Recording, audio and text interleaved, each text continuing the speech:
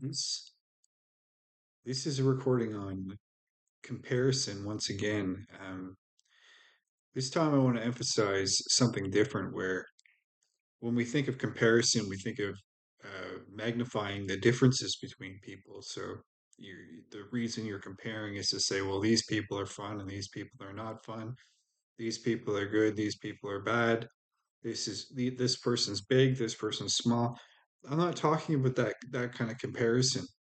Um, Sometimes you will encounter someone who compares you to someone else not to emphasize the differences but to emphasize how alike you are. So they're trying to categorize you, and it's about stuffing two people into one category. um, so when people try to socialize or verbalize, they compare you to others, but it's not to emphasize the difference between big and small, but rather the comparison serves to group two different and unique people into the same category and then get them bickering and fretting about small differences. So if you find out that someone has a mental health diagnosis, say of schizophrenia, then you can compare that person to another family member who also has the same diagnosis or stigmatization. And you could remark, you're just like him, this other guy. He's awesome.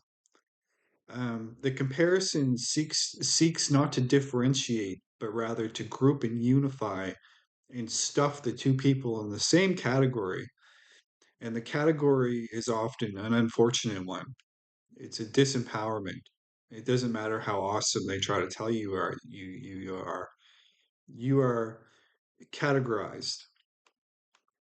And this is how the therapeutic state works.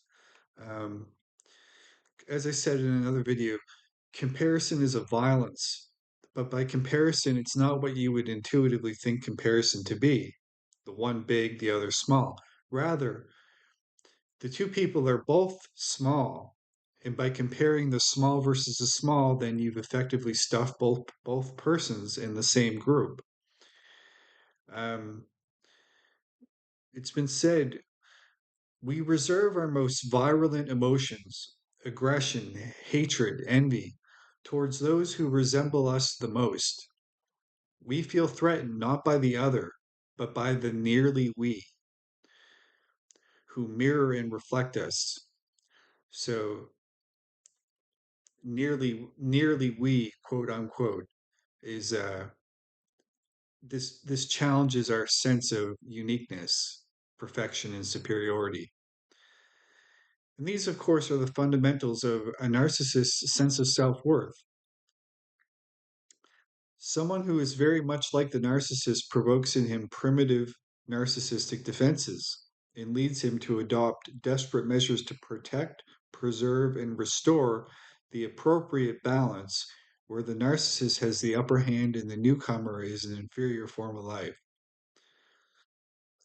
So, if you're in a host party and you're in a group of people, to really stir up shit and make it stink, the key is not to emphasize the differences between people, but rather to group people into a sameness, to make everything nearly the same.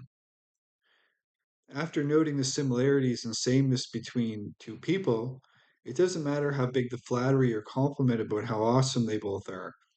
You've reduced them into the same category. They are nearly alike. And so the narcissistic injury festers and people can continue playing these games of comparison and nearly alike or quote nearly alike unquote.